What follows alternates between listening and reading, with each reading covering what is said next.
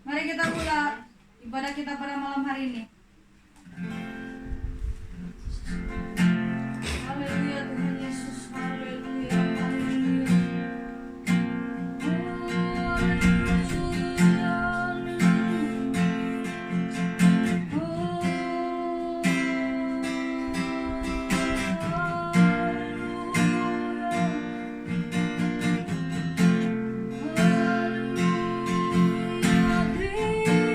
Terima kasih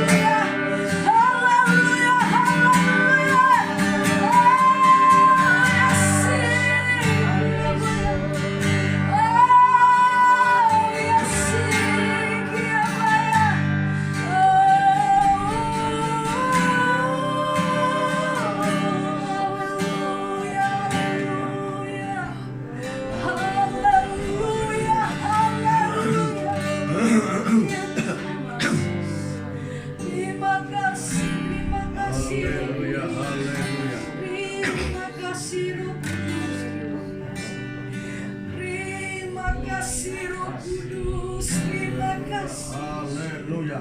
Ya Tuhan, oh haleluya, haleluya, haleluya.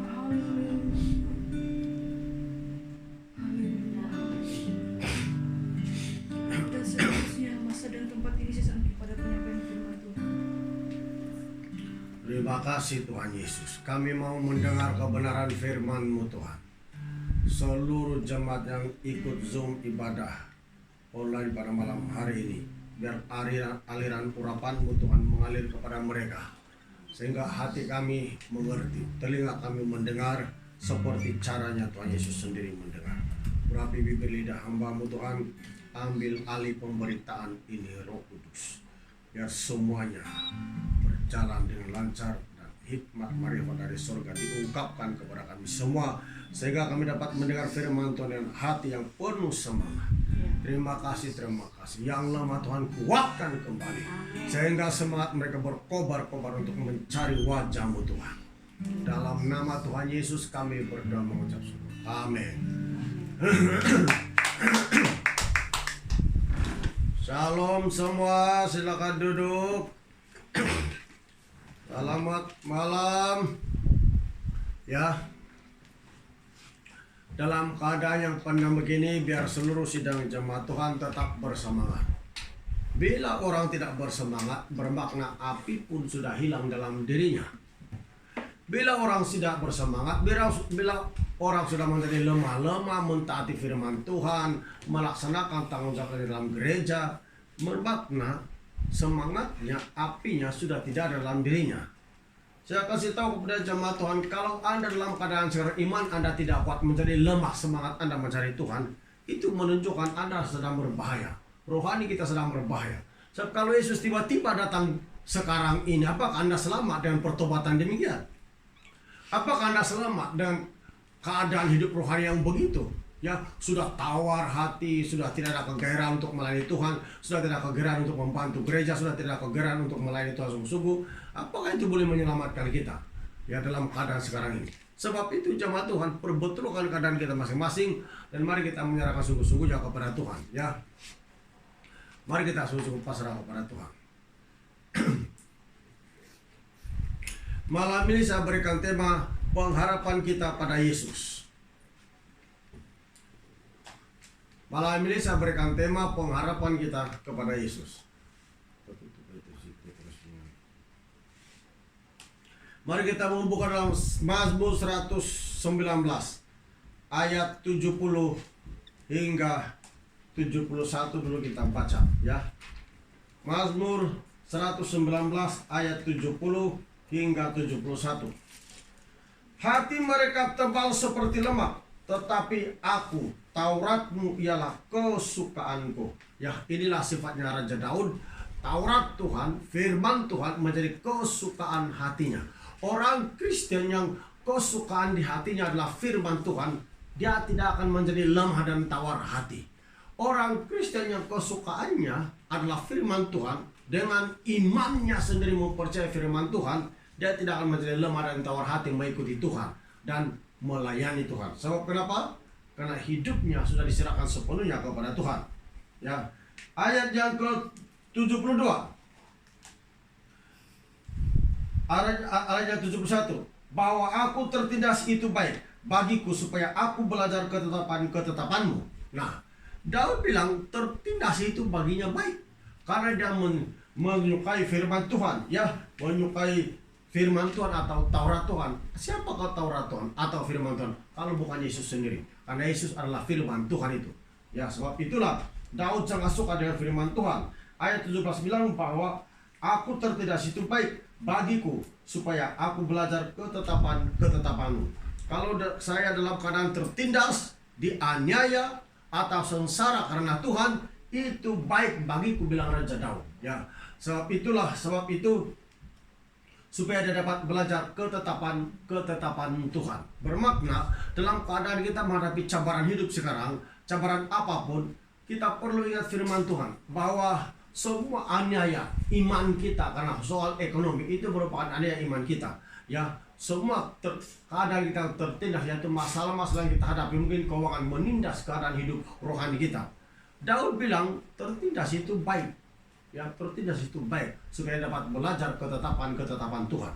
Nah, orang Kristen itu harus mengerti bahwa dalam segala perkara cabaran itu ada, tetapi bukan alasan untuk orang menjadi lemah dan undur daripada Tuhan. Sebab itu semuanya adalah kebaikan bagi orang yang mengenal siapa Yesus dan mencintai firman Tuhan. Setiap orang yang mencintai firman Tuhan, itu adalah baik baginya. Kita lihat ayat 72 sampai 74 saja, kita sampai 74 saja, ayat 72 hingga 74. Taurat yang kau sampaikan adalah baik bagiku, lebih daripada ribuan keping emas dan perak. Bagaimana Daud mencintai Tuhan, bagaimana Daud mencintai Taurat Tuhan atau firman Tuhan itu. Lebih baik bagiku, dia bilang, sangat baik baginya, lebih daripada ribuan keping emas dan perak. Bayangkan, Daud tidak bandingkan firman Tuhan itu sama dengan emas dan perak. Bahkan dia bilang Taurat Tuhan atau firman Tuhan lebih daripada ribuan keping emas perak. Sebab semuanya itu pun diciptakan oleh firman Tuhan. Emas dan perak diciptakan oleh firman Tuhan. Tuhan bilang jadilah pagi dan jadilah petang, terjadi. Tuhan bilang hendaklah bumi menumbuhkan tumbuh-tumbuhan yang hijau, jadilah. Jadi oleh firman Tuhan semuanya menjadi ada. Sebab itulah tanpa firman Tuhan manusia itu jemaat Tuhan akan menjadi lemah. Tetapi Daud dalam keadaan tertindas, dia bilang di sini jemaat Tuhan, ya, dalam keadaan tertindas dia tetap berharap kepada firman Tuhan. Ya, dalam keadaan yang susah, pengharapan Daud kepada Tuhan tetap teguh, tetap kuat, bukan lemah. Itulah dia orang Kristen yang betul-betul mengenal penciptanya. Itulah dia orang Kristen yang betul-betul mengenal pemilik hidupnya. Makin dia dalam keadaan terdesak, tertekan, tertindas, makin pengharapannya kepada Tuhan itu makin teguh. Pengharapannya kepada firman Tuhan makin kuat, tidak akan menjadi lemah. Ya, ayat 73. Tanganmu telah menjadikan aku dan membentuk aku. Nah, itu saya katakan, tanganmu, Daud bilang itu, tangan Tuhan telah membentuk dan menjadikan dia. Jadi dia betul-betul mengenal penciptanya. Buat apa kita mau menjadi lemah? Buat apa kita tidak mau bersungguh-sungguh mencari Tuhan dan melayani Tuhan? Sedang Tuhan sendiri membentuk kita, mencipta kita jemaat Tuhan. Kalau Tuhan yang mencipta kita, kenapa banyak orang Kristen itu mengaku Kristen, tapi dalam ibadah kita jemaat Tuhan macam bersemangat, macam tidak jemaat Tuhan. Ya, ingat, hubungan kita dengan Tuhan itu sangat penting sekali. Macam mana kau mengaku Yesus Tuhan tanpa hubungan pribadi dengan Tuhan? Ya, tanpa doa pribadi dengan Tuhan, tanpa membaca Alkitab. Ayat 73 tadi, tanganmu telah menjadikan aku dan membentuk aku. Berilah aku pengertian supaya aku dapat belajar perintah-perintahmu. Ya, itulah orang-orang percaya. Itulah Raja Daud. Berilah aku peringatan supaya aku dapat belajar perintah-perintahmu. Ayat 74. Orang-orang yang takut kepadamu melihat aku dan bersukacita, sebab aku berharap kepada firman-Mu. Dalam keadaan tertindas, dalam keadaan terjepit, terdesak, Daud bilang dia tetap berharap kepada firman Tuhan. Siapakah firman Tuhan? Itulah Yesus sendiri. Sebab Yesus adalah firman Tuhan yang menjelma menjadi manusia. Sebab itulah jemaat Tuhan, bila seseorang itu berharap pada firman Tuhan, bermakna berharap kepada Yesus. Bila orang berharap kepada Yesus, bermakna berharap kepada firman Tuhan. Sebab firman Tuhan itu adalah Yesus sendiri. Dan banyak orang Kristen berharap kepada Tuhan itu tinggal di mulutnya saja, tapi dari perbuatannya, dari segi pengharapannya sepenuhnya kepada Tuhan hilang sama sekali. Itu dapat dilihat dari kehidupannya yang mulai rohaninya mulai turun, imannya mulai lemah. Kalau kan pengharapan kita itu pasti macam mana kita mau menjadi lemah jemaat Tuhan. Perhatikan hidup rohani kita, apakah sedang berjalan seperti yang dikehendaki oleh Tuhan ataupun sudah jauh undur ke belakang. Jangan lupa, kebaikan kita jemaat Tuhan bukan dapat menyelamatkan kita, tidak. Orang Kristen itu diselamatkan dari imannya kepada Tuhan. Dan semua kebaikan yang kita lakukan berlandaskan iman kita kepada Tuhan. Itulah dia yang boleh membantu dan menyelamatkan kita. Tapi kalau kebaikan saja tanpa didasari dengan iman kepada Tuhan, jangan harap dan jangan kena tipu perbuatan-perbuatan demikian. Alkitab bilang dari banyak orang dapat dikenal. Amin. Bagaimana kerinduan seseorang mencari Tuhan, bagaimana kerinduan seseorang itu untuk mencari wajah Tuhan, mendekatkan diri kepada Tuhan, begitulah hatinya. Ya, jangan Anda pikir kalau Anda sudah menolong orang lain, berkorban kepada gereja, Anda pikir Anda sudah oke, sudah tidak. Ya, bagaimana kesungguhan kita untuk mengasihi Tuhan Yesus Kristus dan ketekunan kita untuk menghadir dalam diri kita dalam ibadah Zoom, karena itu sama dengan ibadah umum atau berkumpul dalam gereja. Itu sangat penting, jemaat Tuhan. Kita lihat ini Raja Daud ini, dalam keadaan dia tertindas itu baik, dia bilang pengharapannya itu tidak lari daripada firman Tuhan. Ya, ayat 74 bilang, dia bilang di sini, orang-orang yang takut kepadamu melihat aku dan bersukacita, sebab aku berharap kepada firman-Mu. Tetap berharap kepada firman Tuhan. Nah, itulah dia orang-orang yang percaya kepada Tuhan.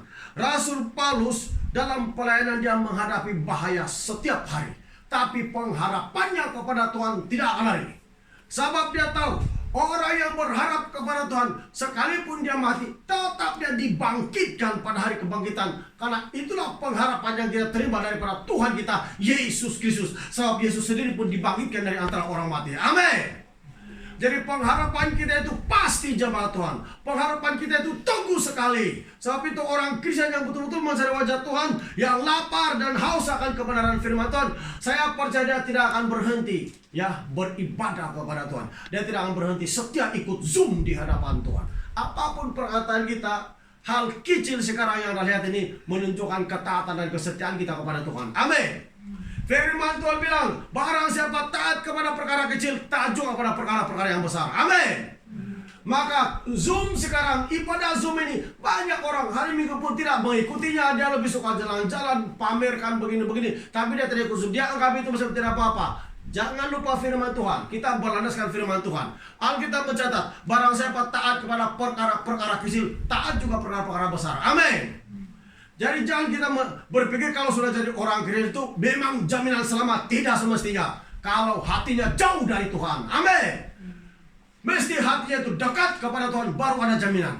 Kalau hati kita jauh dari Tuhan, guna pikiran, sikit-sikit kita menjadi lemah, itu masih dalam keadaan pertanyaan, selamat atau tidak, jemaat Tuhan.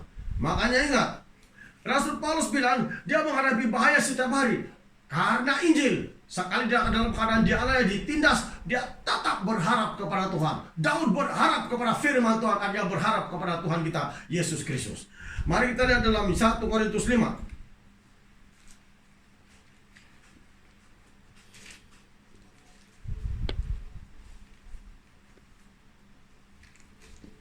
1 Korintus 15 ayat 30 hingga 32. 1 Korintus 15 ayat 30 hingga 32. Dan kami juga mengapakah kami setiap saat membawa diri kami ke dalam bahaya. Saudara-saudara, tiap-tiap hari aku berhadapan dengan maut demi kebanggaanku akan kamu dalam Kristus Yesus Tuhan kita. Aku katakan bahwa hal ini benar. Kalau hanya berdasarkan pertimbangan manusia saja, aku telah berjuang melawan binatang buas di Efesus. Apakah gunanya hal itu bagiku? Jika orang mati tidak dibangkitkan, maka marilah kita makan dan minum, sebab besok kita mati. Nah, Paulus bilang, oleh karena Injil, oleh karena pelayanannya kepada Tuhan, dia menghadapi bahaya setiap hari, sehingga dia menghadapi binatang-binatang buas di Efesus. Kalau hanya berdasarkan pertimbangan manusia, dia bilang, apakah artinya untuk dia itu pelayanan itu? Kalau seandainya orang yang mati dalam Tuhan itu tidak dibangkitkan kembali, artinya tidak keselamatan. Tapi ketahuilah bahwa keselamatan itu pasti, dan kebangkitan orang-orang mati itu pasti. Dan itulah pengharapan kita kepada Tuhan kita, Yesus Kristus. Amin. Itu pasti. Itulah kenapa orang Kristen itu setiap saat dia tetap berharap kepada Tuhan, berharap kepada pertolongan Tuhan, berharap kepada berkatnya Tuhan, berharap kepada segala-galanya bersumber daripada Tuhan yang mulia dan sumber segala pengharapan kita. Ya, dan lihat Rasul Paulus ini, dia bilang ayat yang ke-32, kalau hanya berdasarkan pertimbangan manusia saja, aku telah berjuang melawan binatang buas di Efesus. Bayangkan itu. Apakah gunanya hal itu bagiku? Jika orang mati tidak dibangkitkan, maka marilah kita makan dan minum, sebab besok kita mati. Kalau kita tidak pengharapan, Paulus bilang, apa gunanya itu dia melayani menghadapi binatang buas? Kalau berada seperti manusia, tentu dia akan berhenti melayani sudah. Dia tidak peduli sudah itu. Tapi karena betul-betul orang mati akan dibangkitkan. Amin. Dan itulah pengharapannya kita kepada Tuhan, bahwa betul-betul ada keselamatan bagi kita semua. Makanya buat apa mau menjadi lemah semangat iman kita? Kalau betul-betul kita tahu itu Yesus itu hidup dan betul-betul itu firman Tuhan sudah ada di dalam hati kita, begini apa kita mau lemah semangat dan tawar hati melayani Tuhan? Amin. Itulah sebabnya api itu biar menyala-nyala. Bila kita kehilangan persekutuan dengan Tuhan, api itu akan padam. Bila persekutuan dengan Tuhan masih ada, maka api itu tidak akan padam. Selalu saya dorong jemaat untuk membaca Alkitab dan berdoa. Berdoa sekurang-kurangnya kalau ikut Alkitab 1 jam. Selalu saya cakap. Dan membaca Alkitab. Apakah Anda mempraktikkannya selama ini atau bagaimana? Ya, maka itu sangat penting. Ya, itulah sebabnya di antara iman, pengharapan dan kasih, pengharapan itu ada di antara iman dan kasih. Artinya pengharapan itu ada di tengah-tengahnya. Iman, pengharapan dan kasih. Jadi pengharapan itu ada di tengah-tengahnya. Jadi pengharapan kita itu tidak sia-sia. Coba kita lihat dalam 1 Korintus 13. 1 Korintus 13 ayat 13. Ya. 1 Korintus 13 ayat 13. Demikianlah tinggal 3 hal ini, yaitu iman, pengharapan, dan kasih. Dan yang paling besar di antaranya ialah kasih. Jadi pengharapan itu berada di antara iman dan kasih. Nah, pengharapan itu penting. Tiga hal ini penting, tapi saya tidak mau membicarakan tiga-tiga, saya membicara soal pengharapan. Orang Kristen itu harus berharap sepenuhnya kepada Tuhan. Kayak pengharapan kita kepada Tuhan itu tidak sia-sia. Ada jaminan. Amin. Apalagi kita masih berharap kepada Tuhan, jemaat Tuhan. Ya. 1 Korintus 15. Kita balik pada 1 Korintus 15 ayat 16 hingga 20. Dikali ayat 16 hingga 20. 1 Korintus 15 ayat 16 hingga 20. Sebab jika benar orang mati tidak dibangkitkan, maka Kristus juga tidak dibangkitkan. Dan jika Kristus tidak dibangkitkan, maka sia-sialah kepercayaan kamu, dan kamu masih hidup di dalam dosamu. Demikianlah binasa juga orang-orang yang mati dalam Kristus. Jikalau kita hanya dalam hidup ini saja menaruh pengharapan pada Kristus. Apa dia bilang? Menaruh pengharapan kepada Kristus. Maka kita adalah orang-orang yang paling malang dari segala manusia. Tetapi ayat 20, tetapi yang benar ialah bahwa Kristus telah dibangkitkan dari antara orang mati sebagai yang sulung dari orang-orang yang telah meninggal. Amin. Jadi Tuhan Yesus ya betul-betul bangkit dari antara orang mati sebagai yang sulung. Bermakna betul-betul jemaat Tuhan, pengharapan kita selama ini kepada Tuhan Yesus tidak menjadi sia-sia. Tapi dia semakin nyata sebab kedatangan Tuhan sudah dekat. Dunia semakin berakhir. Itu menunjukkan pengharapan kita yang pasti semakin dekat kepada Tuhan. Semakin dekat, semakin nyata. Maksudnya semakin kita dapat melihat muka dengan Tuhan Yesus. Amin. Jadi jemaat Tuhan, semakin lama kita beribadah, semakin kita belajar berharap kepada Tuhan dengan hati yang tertuju kepada Tuhan. Semakin lama kita mencari Tuhan, mencari wajah Tuhan, semakin kita berharap kepada Tuhan dengan hati yang tertuju kepadanya. Agar segala sumber-sumber yang memberikan kepada kita kekuatan daripada Tuhan oleh Roh Kudus dapat dinyatakannya dalam kehidupan orang-orang percaya. Nah, bayangkan itu ayat 20 bilang, 1 Korintus 15 ayat 20 bilang, tetapi yang benar ialah bahwa Kristus telah dibangkitkan dari antara orang mati sebagai yang sulung dari orang-orang yang telah meninggal. Nah, betul-betul Yesus mati dari antara orang mati. Ya, sebagai yang sulung. Jangan lupa, mungkin Anda berpikir orang benar pun, orang mati pun akan dibangkitkan. Iya, betul. Tapi orang benar kalau dibangkitkan untuk beroleh hidup yang kekal. Kalau orang berdosa yang dibangkitkan, orang yang tidak bertobat dibangkitkan untuk penghukuman jemaat Tuhan. Mari kita lihatlah ya dalam Kisah Para Rasul 24. Kisah Para Rasul 24.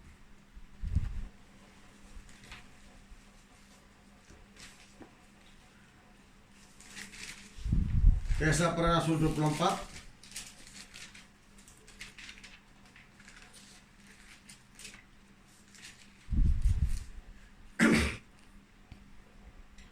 Kisah Para Rasul 24 ayat 15 ya. Kisah Para Rasul pasal 24 ayat 15. Ayat 15. Demikian firman Tuhan. Aku menaruh pengharapan kepada Allah sama seperti mereka juga, bahwa akan ada kebangkitan semua orang mati, baik orang-orang yang benar maupun orang-orang yang tidak benar. Jadi akan ada kebangkitan kepada semua orang mati, baik orang-orang benar dan yang tidak benar. Artinya yang tidak bertobat, ya, tidak mau bertobat dari dosa-dosanya, tidak mau percaya kepada Tuhan sungguh-sungguh. Semua ada kebangkitannya. Tetapi perbezaannya, Yohanes pasal 5 ayat 29. Injil Yohanes pasal 5 ayat 29. Demikian bunyi firman Tuhan. Dan mereka yang telah berbuat baik akan keluar dan bangkit untuk hidup yang kekal, tetapi mereka yang telah berbuat jahat akan bangkit untuk dihukum. Amin. Itulah perbezaannya. Orang benar itu, orang yang telah berbuat baik itu akan bangkit, tapi untuk beroleh hidup yang kekal. Tapi orang yang tidak benar itu adalah orang yang berdosa, orang yang jahat, orang yang tidak bertobat, dibangkitkan untuk mendapat penghukuman. Jadi memang semua orang dibangkitkan.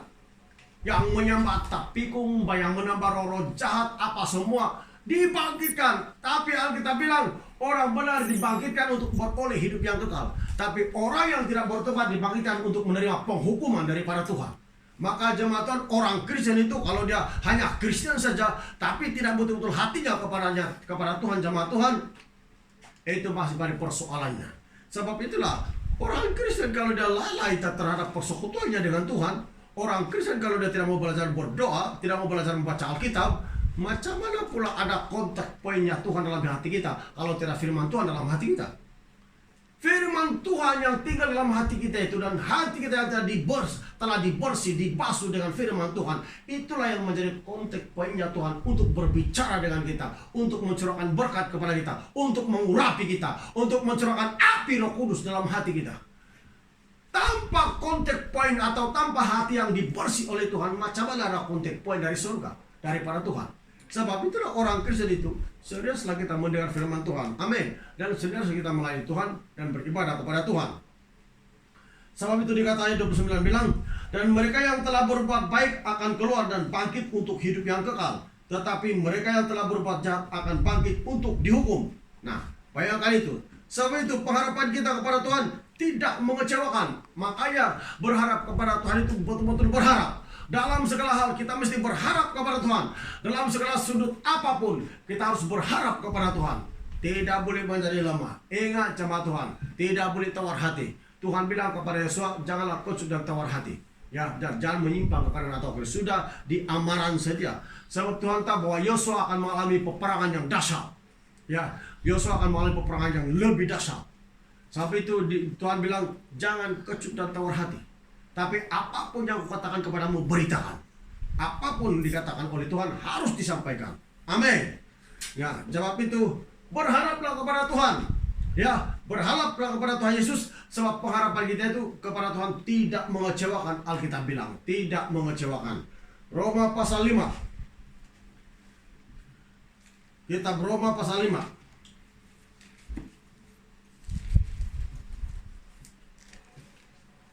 Kitab Roma pasal 5 ayat 5. Kitab Roma pasal 5 ayat 5. Dan pengharapan tidak mengecewakan, karena kasih Allah telah dicurahkan di dalam hati kita oleh Roh Kudus yang telah dikaruniakan kepada kita. Nah, pengharapan itu tidak mengecewakan, karena kasih Allah telah dicurahkan dalam hati kita oleh Roh Kudus yang dikaruniakan Tuhan kepada kita semua. Jadi pengharapan kita kepada Tuhan itu pasti bahwa satu masa nanti kita pasti akan bertemu dengan Yesus. Itu pengharapan kita. Pengharapan kita kepada Tuhan itu pasti. Sebab satu masa nanti semua orang-orang kudus akan berjumpa dengan Yesus, dan orang yang telah meninggal akan bangkit untuk beroleh hidup yang kekal. Amin. Pengharapan kita pasti. Yesus sumber pengharapan kita. Roh Kudus sumber pengharapan, kekuatan kita. Bapa di surga sumber pengharapan kita. Sebab itulah jemaat Tuhan, biar pengharapan kita itu dalam menghadapi keadaan pandemik sekarang jangan menjadi lemah. Iman kita jangan menjadi lemah. Karena pengharapan kita itu bukan pengharapan biasa-biasa, tapi itu pengharapan yang pasti dan luar biasa. Tuhan menjadi sumber kekuatan dan keselamatan kita, yaitu Yesus Kristus. Maka itulah pengharapan kita yang pasti, yang tidak mengecewakan orang-orang percaya. Sebab Yesus itu adalah setia. Ya, jadi pengharapan kita tidak menjadi sisa, sebab Yesus adalah setia. Ibrani pasal 3.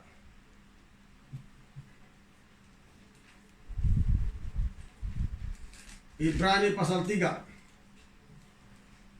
ayat 6. Tetapi Kristus setia sebagai anak yang mengepalai rumahnya, dan rumahnya ialah kita, jika kita sampai kepada akhirnya teguh berpegang pada kepercayaan dan pengharapan yang kita megahkan. Amin. Apa dia bilang? Tetapi Kristus setia sebagai anak yang mengepalai rumahnya. Siapa rumah Tuhan? Adalah kita. Amin. Sekali lagi, ini firman Tuhan sangat indah sekali. Ya, terserah kepada Anda yang mendengar masing-masing. Anda mempercayai, Anda serius dengan firman Tuhan ini atau tidak, tapi itulah kenyataannya firman Tuhan. Dan saya mempercayai firman Tuhan ini, jemaat Tuhan.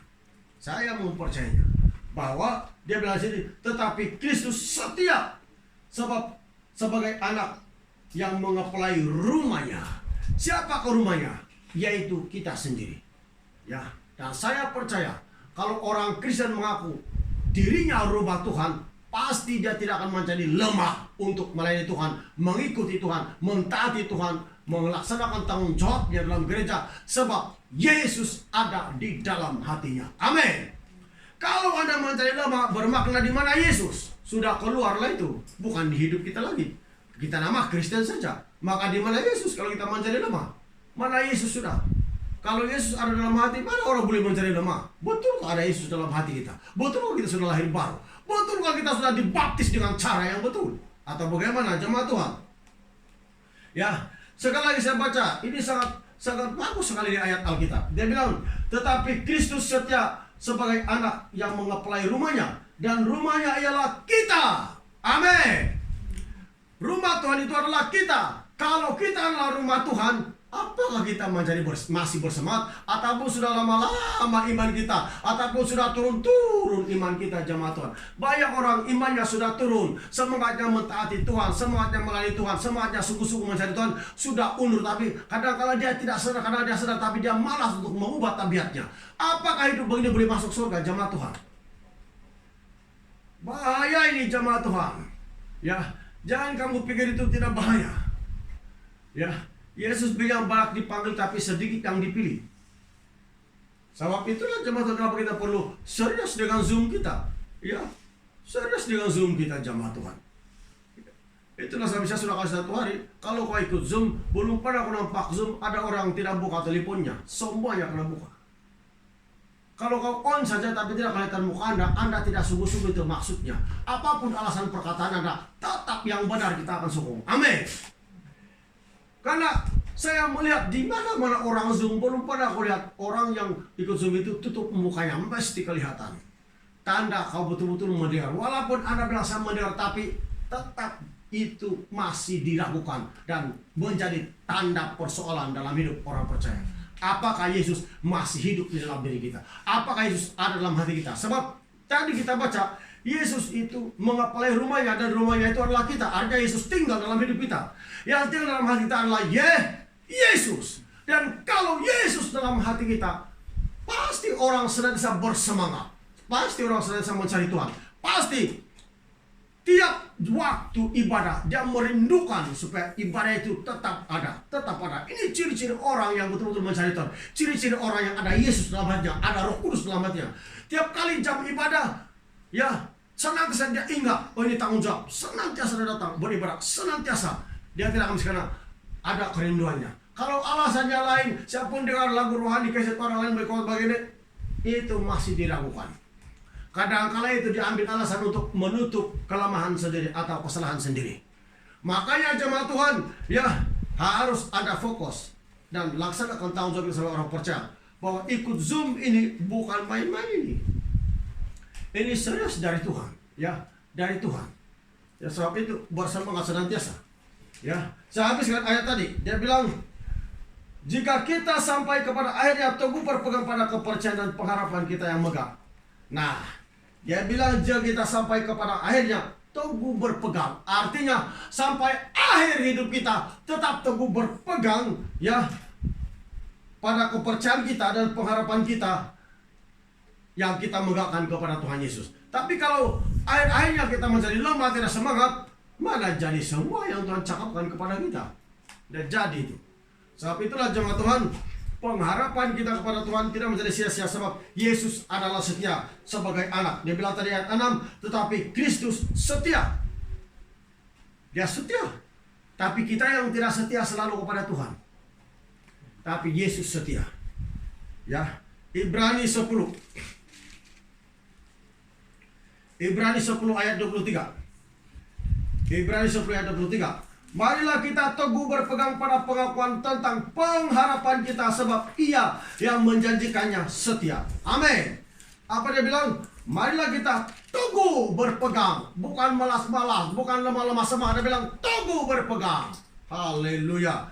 Marilah kita teguh berpegang pada pengakuan tentang pengharapan kita. Ya, sebab Ia yaitu Yesus yang menjanjikannya setia.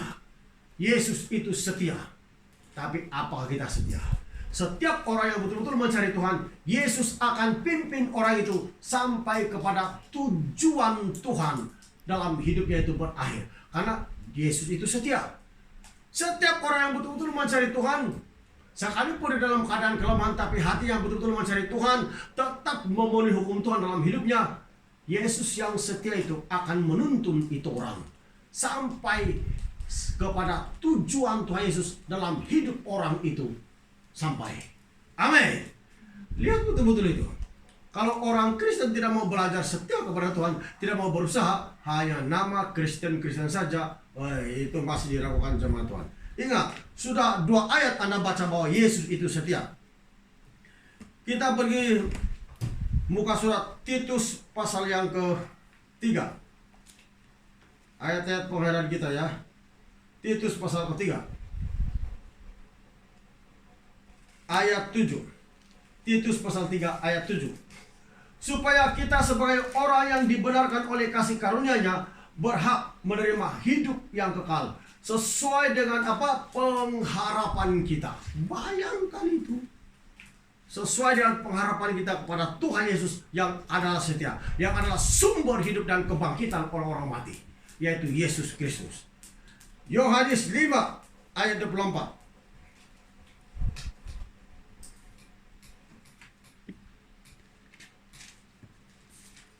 Ayat terakhir kita ya. Yohanes 5 ayat 24. Aku berkata kepadamu, sesungguhnya barang siapa mendengar perkataanku dan percaya kepada Dia yang mengutus aku, ia mempunyai hidup yang kekal dan tidak turut dihukum, sebab ia sudah pindah dari dalam maut ke dalam hidup. Nah, bayangkan pengharapan kita itu pastinya sekali. Dia bilang, aku berkata kepadamu sesungguhnya barang siapa mendengar perkataanku dan percaya kepada Dia yang mengutus aku, ia mempunyai hidup yang kekal, ya, dan tidak turut dihukum, sebab ia sudah pindah dari dalam maut ke dalam hidup. Itulah pengharapan kita kepada Tuhan. Oke, kalau kita tetap teguh berpegang kepada kebenaran firman Tuhan, pasti pengharapan kita itu pasti ada hidup yang kekal. Amin. Nah, jemaat Tuhan, macam mana keadaan kita sekarang? Apa kita masih ada berharap kepada Tuhan? Cabaran semakin kuat, ya. Vaksin ketiga akan dilaksanakan.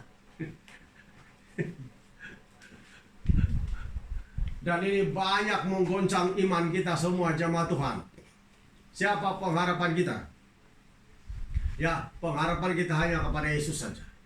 Bayangkan, ya. Coba Anda pikir betul-betul. Sebab itu Kristen kita itu harus betul-betul Kristen. Ya, harus betul-betul Kristen.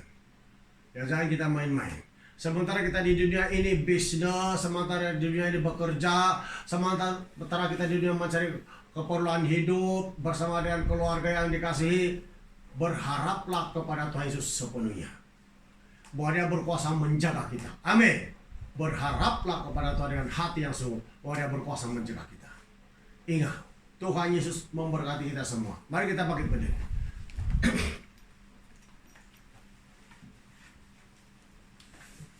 Haleluya.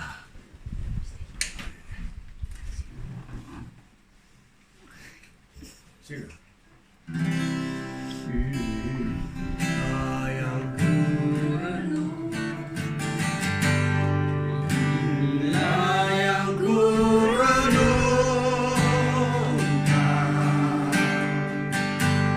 setiap waktu,